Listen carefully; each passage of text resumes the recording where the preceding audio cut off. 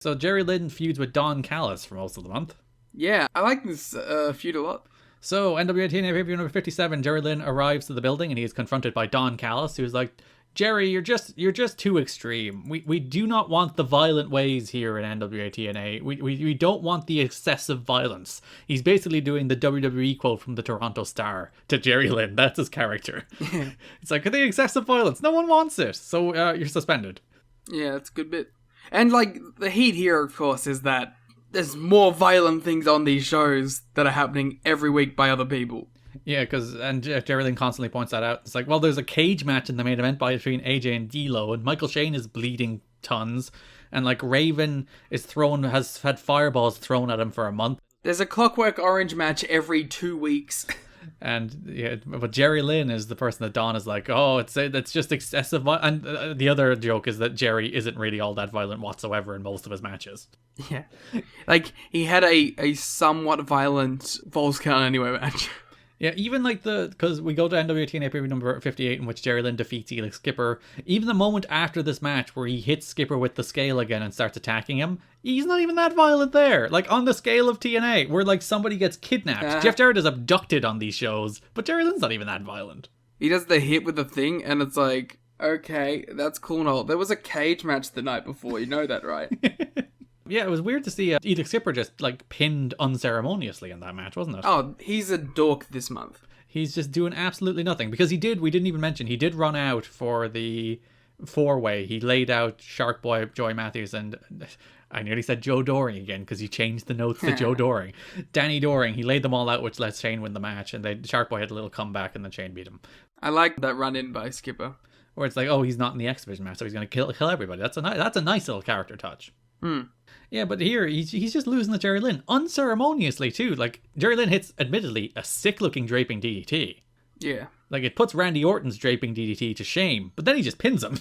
Yeah, good finish. Yeah, so Jerry Lynn snaps, he starts grabbing Mike Posey, the referee, and Don Callis is, like, standing at the top of the ramp with a clipboard, taking notes, looking bemused.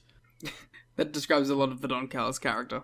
Next week, we have basically a repeat of the first segment of the month where Callis is fining Jerry Lynn for attacking an official, and then the Red Shirt security kick him out. The notable difference here is Jerry Lynn's facial hair. Yeah.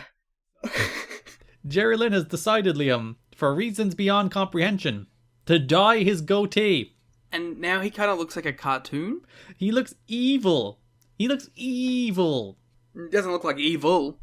It's like Darkest Timeline Jerry Lynn. He's like something out of Community. Yeah, this is Flashpoint Jerry Lynn. He's not a nice man. But yeah, he's been ejected from the building again here.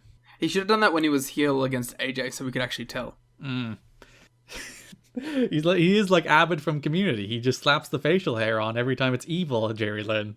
I feel like we should, as we're talking about Jerry Lynn too, give our like congratulations to him as he was inducted into the Independent Wrestling Hall of Fame. He is an Independent Wrestling Hall of Famer. I tweeted this last night, but you really can't overstate. We talked about this, I think, on our 2002 award show where I gave Jerry Lynn Wrestler of the Year. Whereas, like, I will insist, like, those first 6 months, most important wrestler in the company is Jerry Lynn. Because you have the likes of Loki and AJ who don't have national TV experience. And then you have everyone else in the company who is just like either a meme, a goof, a cartoon character, or a waster from a company that nobody wants. Or awful. Or awful. There is the very bad category too, yes. And Jerry is like the glue that holds all of that together for the first like 6 months of TNA.